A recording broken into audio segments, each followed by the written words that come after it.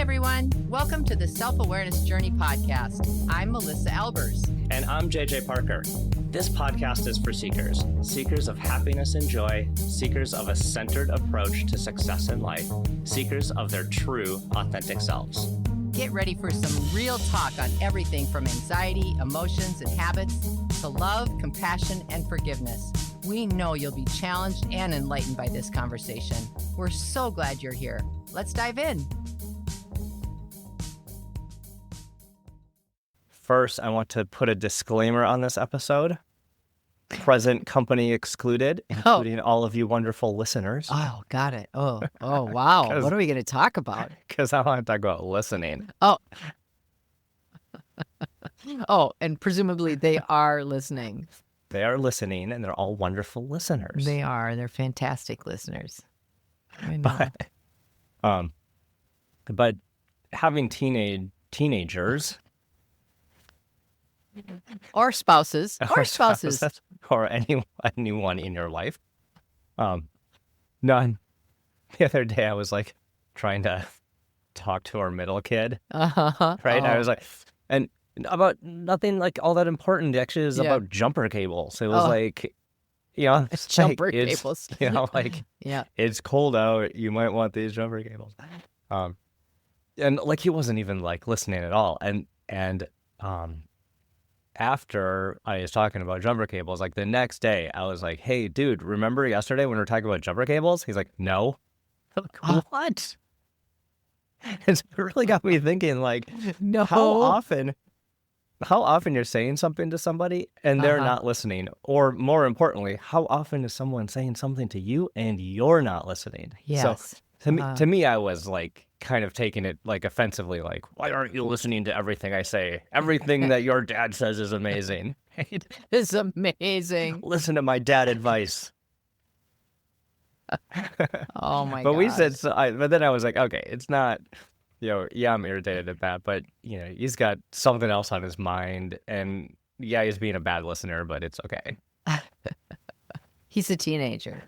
Yeah. Don't hold it against him. It doesn't last forever. The one thing that I heard once, and I hope it's true, I think it's true, is that especially like teenage boys, it's like in one ear, out the other. Yes. But it does stick in there. They just can't recall it for like another 5 years from now. Like 5 years from now, he's like, oh yeah, Dad was saying something about jumper cables. I remember that, right?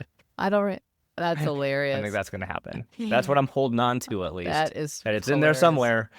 And it'll come out someday when he needs it.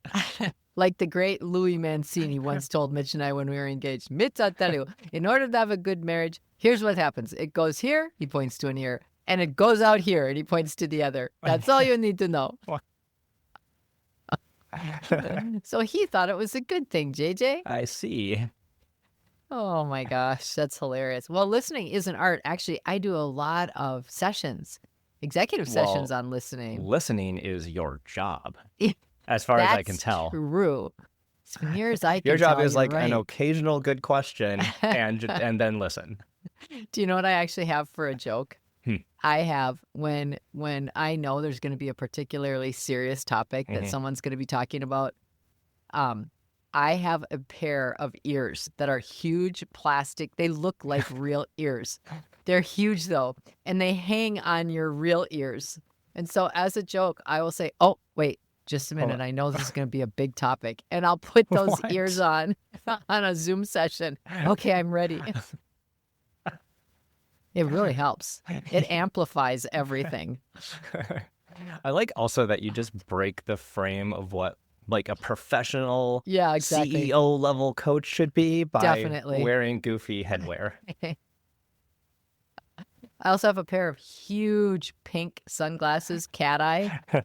Not the overly sized that you get at the fair, but like legitimate sunglasses that look like Jackie O pink, but they're cat eye sort of. And whenever there's going to be some kind of hard topic, I will also put those on and say, now listen, these are my bullshit glasses. What? So I'm watching you. Watch. I have all sorts of props, but I'm sorry, I didn't mean to. This is not a conversation about props. Future episode idea. What props do you have at your desk So to get you through? so tell me, like, how, kind of professionally and I Yeah. mean personally, like, how do you stay engaged and be a really active listener? Mm. Oh, for everyone who can't see the video, Melissa just put her hands under her chin and leaned in. It was Like very the nice. thinker. It was Like very the nice. Thank you. I feel Thanks for really heard. noticing. So you asked me, how do I do it? Yeah, how do you do it? Like, how do Oh. you practice? What do you think are the things that like make you a good listener? Oh. Oh, that's such a great question. Well, I actually do enforce a lot of the teachings that I have studied on listening because, and I practice it myself first because I always say as a coach, I can't ask anybody to do anything that I'm not already doing. Mm-hmm. I mean, for realsies, and listening is like a really critical key component to being in partnership with anybody. Yeah. I think when I was first trying to get better at listening, because I'm a self-professed do 10 things at once and say I'm doing all of them 100%. I would say the very first thing that I do is I like kind of try to cancel out all the extra stuff that I would find distracting. Yeah. So like what? Like your phone? I put my phone on do not disturb, and I put it face down. I close out all of my windows on my computer if I'm going to be, on a Zoom or a Teams call. So I just try to minimize distractions. If I have a lot of dog activity in the house, if I'm working out of my house, because, I've got 3 golden retrievers, I will separate myself from that too. So I do a lot of things just to get my environment right. First, first environment, like eliminate environment and eliminate your like kind of ability to get distracted. Yes, and I am really good at it.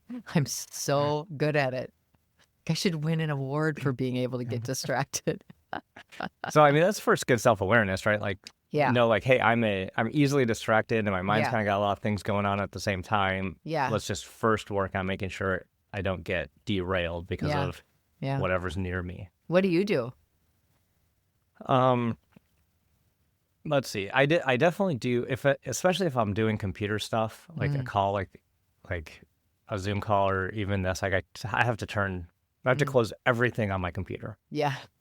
Because like the worst, I mean, I'm sure everyone's been on a work call where clearly someone is doing something else. Yeah. It's so annoying. It's so annoying. And they, people think that they're kind of like masking it, but they're totally not. Well, you can tell in someone's energy immediately if they're present or not. Yeah. That's the other thing I do is I try to make my energy really present. So talk about that. Like, so once you've cleared your environment, how do you clear your mind? How do you make sure that you're in the right space? Because it's a minefield, JJ. It's a real minefield. It's I have a little war zone in there. I'm squirrely today. The first thing I actually do is I kind of try to get my energy right, meaning that I will just take a deep breath, and I will just really focus on what I'm seeing through my lens, right? So if I'm on a Teams call or if I'm with someone, I really just try to settle myself down so that I can be an active listener, settle my system down so that I'm not like finishing up on my last thing or making the person feel. That's the thing. I really always want the person to feel like I'm really with them. And I am, because I am.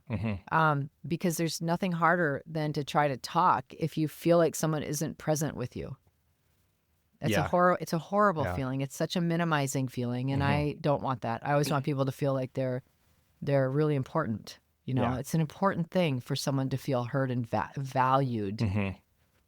Yeah, so you do a great job of that. Oh, well, that's nice. So I always appreciate that. Yeah. When talking to you, I always feel like I'm like the most important one in the room. Yeah.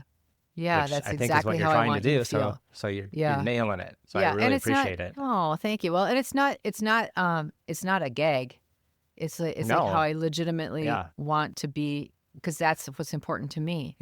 I want to feel like that. And there's been times when I have tried to, even with my closest friends sometimes, try to have a conversation and just feel like it's falling on deaf ears. Like, that phrase, that's a horrible phrase. Falling on deaf ears. Yeah. Well, so when someone's talking to us or we're talking to someone else and we're not super engaged in the conversation, like what is that like? Like what do you I'm sure like you've been working on listening for a long time. Mm-hmm. I don't know that, on a daily basis, am I walking around? I don't maybe Mm-hmm. wake up every day saying, today I'm going to be really a good listener. I in my role at work, I'm extra conscious about it. Yeah, exactly. Because for the same reason, I don't want anyone who interacts with me to feel like I'm not paying attention. I know. I've got But so much stuff sometimes, going on. It's I so agree. easy for me to get Mm-hmm. like feel Distracted. like I have to multitask, but it's so rude. It is like it's so Uh-huh. rude that I'm really conscious of it. But Well, I when I'm think, tired oh, at the I end was of the just gonna day, say when you're or tired, it's it's just really like hard. Amber comes home from work and she wants to chat about something, I'm just like barely have the energy to stay engaged, and um Mm-hmm. I- Yeah. and I don't like that. But Yeah. Yeah, no, I think that that's true, though. I think that there's certain times where we are stronger, energetically stronger. And I think that's really important to recognize. Like, if we need to have difficult or important conversations, not mm-hmm. even difficult, but just valuable or important conversations, if you can, do it set yourself up for success. Mm-hmm. So do it at a time where you feel your best. Um, don't pack it end to end with other things on each side of the Yeah. conversation if you can. Like, these are Yeah. just all kind of best practices just to get ready to listen. But I also think, like, like these kinds of conversations that you and I are in, or my coaching conversations Mm-hmm. where it is one-on-one like this, one-on-one and 3,000. Mm. Okay, whatever. I think this is the point where it's like just being mindful and practicing that. Mm-hmm. Like, my intention is to do this, and to not judge yourself, but just observe, how am I doing? Yeah. Not making yourself wrong for what parts weren't perfect, but like recognizing, you know what, I was really dialed in at that. At Mm-hmm. least this part of the discussion, I was really dialed in, and what was happening there, Mm-hmm. so I could do more of that. The other thing I noticed with myself is sometimes when someone's saying something, I'm just like waiting for them to be done so I can talk. Yeah, that's human nature. It's That's human and nature. and that's me being an introvert, so I can't imagine how hard it is Actually, for it's you. not. That's Just not kidding. being an introvert. Like, That's not being an but there, introvert. That's a real common. a lot That of is, us do that, right? yeah, And we so do. what is it about us wanting to like insert like our opinion or our view, and Yeah, we stop listening because we're just waiting to get ours in? Is that yeah. like an ego thing? What a great question. I'm not sure. I mean, I Yeah. think it could be a number of things. I think it could be the speed to action, wanting to Mm. get something Or like just done fast. a Yeah. patience thing. Yeah, I Mm-hmm. don't want to forget I don't want to forget this thought. Mm-hmm. I want to be heard myself, Mm-hmm. right? I want to show that I've got a valuable opinion. Exactly. Mm-hmm. There's probably a whole, Yeah. like maybe I've got some information that could help, right? The energy of being on that side of the house and being that person has a real specific signature to it. That energy of, I'm going to get my opinion out. Mm-hmm. Just spin the dial a half turn and around, and consider the other person's energy in the exact same exchange. So if I cut you off because I want to get my opinion out, like I'm feeling a little like, woohoo, I got my stuff out. Like I'm participating. I'm adding value to the conversation. What are you feeling? Yeah. You're feeling like, okay, that person just cut me Yeah. off. They're not listening. Should I repeat what I said? Because I don't know if they heard me. Yeah. Does it matter? Should I just give up? Because now that's where the departure goes with introverts and extroverts. Because a lot of times introverts will be like, I tried once, I'm done. Like, It's true. 100%. That is exactly what happened. That happens to me all the time. And I think actually that I've got like a little weird combo where I feel like just being an introvert, I do have to think for like an extra beat before I talk. Yeah. Which causes people to think I'm done talking. So I'll be like mid thought on something, and then someone will like jump in, and then they'll just be on a rant about whatever I was, like halfway through on. Yeah. And I'll be like, oh, okay, I guess I'm done. Like, and then I leave not feeling heard, feeling kind of frustrated that someone just like took my conversation and ran with it in a different direction. And I'm like, what the heck? I wasn't done. Do you know what? I was just listening to you and I was thinking, oh my gosh, this reminds me. This week I was running a couple of different sessions and I was in a session and there was one particular person in the room who has a ton of authority and influence over the outcome of this organization. And he's saying nothing. And everybody else is, chattering away and they're all like, swinging comments around this big, huge boardroom. And I looked at him and I said, well, you haven't said anything. I'd be interested to hear what you think. So like as a facilitator, we'll often do that. I'm looking for the quiet ones, right? And to pull them out. And he pursed his lips and he looked down at his computer for what seemed like 2 hours. And then I said, oh, this is I forgot to mention there's audience participation in this. And this would be one of those times, like kind of making a joke, right? Yeah. And he says, oh, I'm completely okay with awkward silence. That's what he said. And I said, well, you nailed it. And he just laughed. But, just recognizing your own patterns, I think is also super helpful. There are a few steps to being a good active listener that I have jotted down if you're interested. Very interested. These are just like common like framing on how to be a good listener. And I think I love doing sessions on this in communication because it's, they always say you have 2 ears and 1 mouth. So listening is really important. The first thing really in being a good listener is to be present. Choose to show up. That means not just physically, but also mentally and emotionally. And I think we all play little games thinking, if I'm physically here, that's good enough. Yeah. Or right. I might as well be talking to the dog or the wall. Exactly. If you're not actually. Yeah. If you're not mentally here, if you're just physically here. Yeah. And emotionally, like clear your deck, clear the deck emotionally so that you could, even if you have to say to yourself, you know what? I got a lot on my plate right now and this is really bothering me, but I need to be in this meeting for 30 minutes or I need to have this conversation with this person. And so I'm going to put all of that on. I will come right back to it when I'm done. Sometimes I will do that. Or I'll make myself a little note, like I need to finish thinking about this because it's really been like, so be present. Here's another step that is really, interrupt me if I'm going too fast. No. Okay. This is a really, really important one. Be open-minded.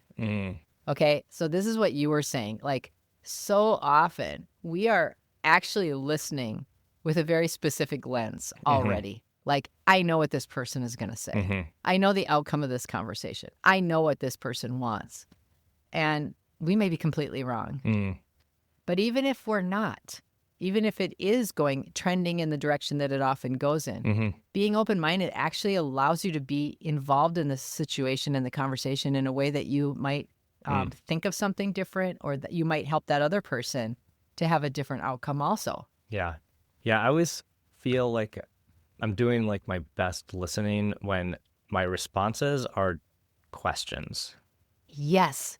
Perfect. They're not like advice. They're not anything. Yes. And actually, it's really hard to come up with questions sometimes. Yes. Yes, you are so right. As a matter of fact, that is number 3 on the list. Oh, nice. Ask questions. And you're right. Like, because a lot of times people can think they're being helpful by asking very specific leading questions. And what that usually translates to is, I already know the answer and I'm going to ask you a verifying question so that I make sure you know the answer too. Yeah. Rather than, oh, if I ask an open-ended question, even though I already think I know the answer, what if I ask it in a way that leaves an interpretation that I may not even see coming? Yeah. Yeah. We have this joke in my Vistage group where we've got this one guy that when we're supposed to be asking questions, he gives an answer, like his solution to the problem, and then he just ends it with, have you thought of that? Oh, I know exactly what you're talking about. I know exactly what you're talking about. Here's what you should do. Have you thought of that? I'm writing this question down. It's not a question. Hey, can we have t-shirts made? And then put a little asterisk below and say sarcasm. Have you, that it's not funny, but that is You know what? That is like the worst example of this topic Yeah. of questions. Yeah. But I like to think of myself sometimes when I'm really kind of in a conversation and I really want to to me, it's like, do I want to play the listener right now, or do I need to be heard right now? Those like kind of Yes. like the things I think about. And if someone's if someone comes to me and they want to discuss something, I think like, okay, I got to be the listener. Yeah. So how am I going to be the listener? And I kind of take that role as like an investigator. Oh, yeah. Like I Oh, kind of want to be an interesting. investigator. Like let's just keep investigating this thing. And I think one of the reasons I use that technique, well, first as an introvert, I'm totally happy. I'm Yeah. happier being the listener than the talker. Yeah, I was just gonna say, yeah. So there's a wiring thing that makes me Yeah. behave that way.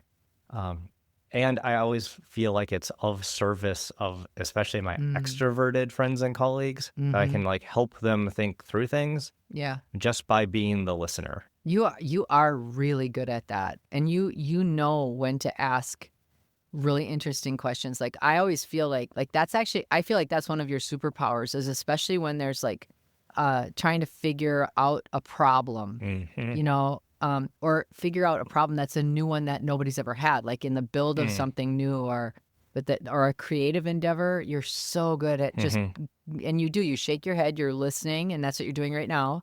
And then you'll ask this really intriguing question. Like you are very good at that. And that's a skill if people did nothing but come up with, and I've said this in a number of coaching sessions, if you do nothing more than come up with 2 or 3 standard go-to questions that you feel comfortable represent your interest in the discussion without leading or telling people what to think, that's all you need to do. You don't have to be the sage on the stage. You don't need to come up with creative questions every single time.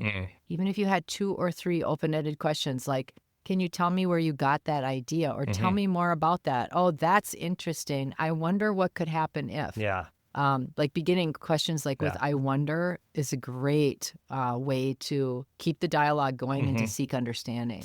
Another thing I like to do is like I guess it's like reflecting or something. Like it'd be like try to rephrase something that someone said to you. Right, exactly. That's another really good thing to do in like, listening. did I understand that you said it, that you said this? Am I understanding what you're saying? Is it this is what you're saying? Right, right. And I find a rephrase or a reflection of what someone said super helpful to the other person. Yes. It's helpful for me to make sure I understood right.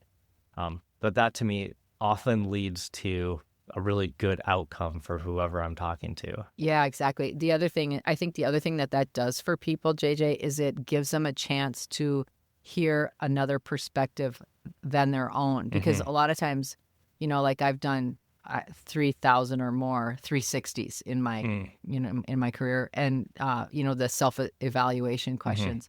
People will think that they are being perceived in a certain way. It's because that's how they perceive themselves. Yeah.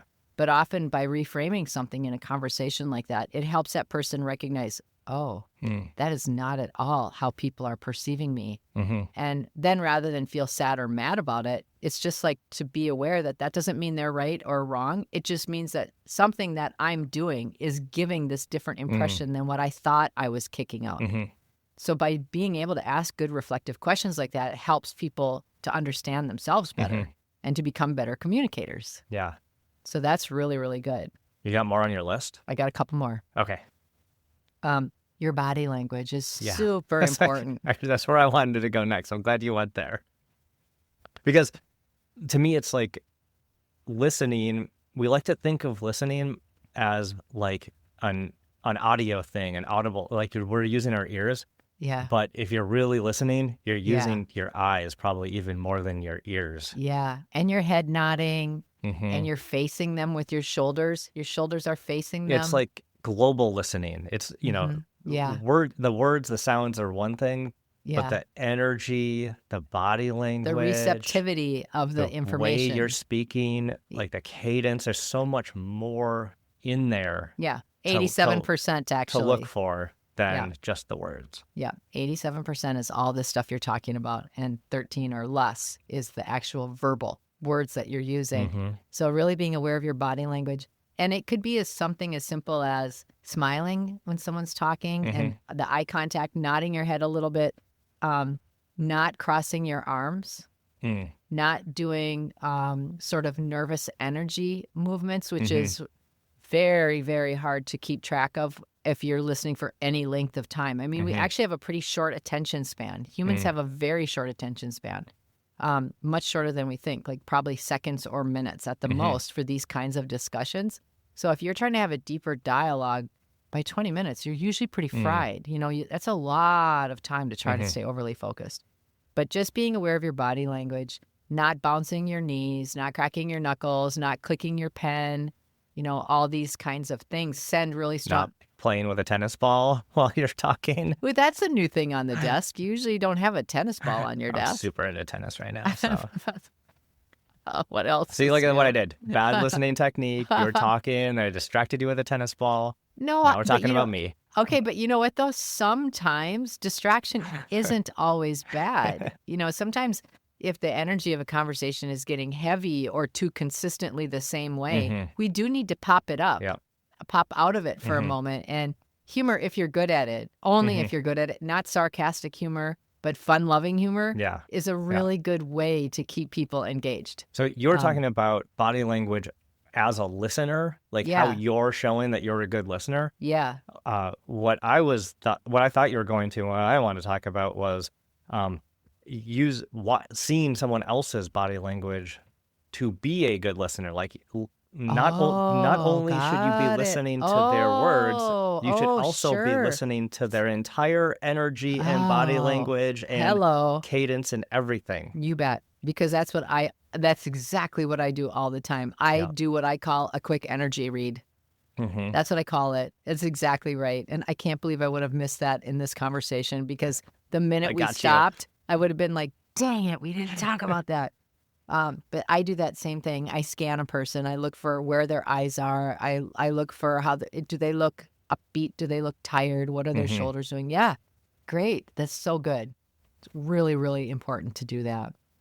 It helps you connect with a person even without speaking. Yeah. Yep. All right. That's good. Well, what do we miss? What do we miss? I have one more. Oh, you got one more. Good. I have one more. Don't impose your own thoughts and feelings on a person's journey that they are talking to you about. If they ask your opinion, fine, but be an active listener by being neutral. And just even if the situation involves you, try to not have a strong opinion while you're hearing it. Because a person is trying to get something off of their chest and explain how they're feeling about something. And the best way you can honor them and move through it is just by being a good listener and not an opinionated one.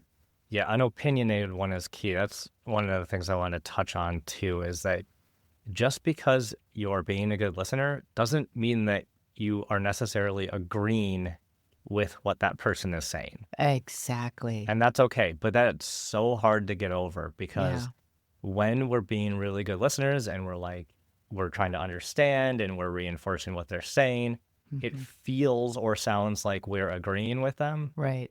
But it's okay to be a good listener and not agree with somebody. Exactly. Yeah. But these are all great conversation. The other mark of being a good listener is that we had a whole almost half-hour episode and it felt like 2 seconds. I know. That's a great conversation. That's a mark of a great conversation. I was thinking it too. I was looking at our timer and I was like, oh my gosh, we got to go.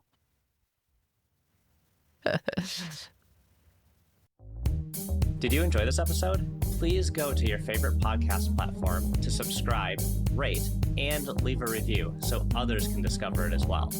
Growing self-awareness is a lifelong journey, and there's always further to go. And it's better when we're all in it together. Please think of someone you know who could benefit from hearing today's conversation and share this episode with them. We can't thank you enough for listening. Until next time, happy exploring, seekers.